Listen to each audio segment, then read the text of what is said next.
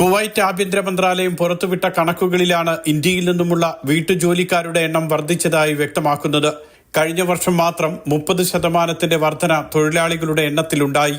3,61,000 ഇന്ത്യക്കാരാണ് കുവൈറ്റിൽ വീട്ടുജോലിക്കാരായി ഉള്ളത്. ഗാർഹിക തൊഴിലാളികൾ, വീട്ടുടമയുടെ ഫാമിൽ ജോലി ചെയ്യുന്നവർ, വീട്ടു ഡ്രൈവർമാർ, കുട്ടികളെയും മുതിർന്നവരെയും ഗർഭിണികളെയും പരിചരിക്കാനെത്തിയവർ എന്നിവരെല്ലാം ഇതിൽ ഉൾപ്പെടും. ഇന്ത്യയിൽ നിന്നുമുള്ള ആകെ തൊഴിലാളികളിൽ 28.7% മാത്രമാണ് വനിതകൾ.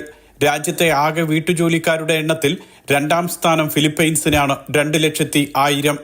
ഇതിൽ 99.4% പേരും വീട്ടുജോലിക്കാരാണ്. അതേസമയം ശ്രീലങ്കയിൽ നിന്നുമുള്ള വീട്ടുജോലിക്കാരുടെ എണ്ണം 79,000 നിന്നും 48,000 കുറഞ്ഞു.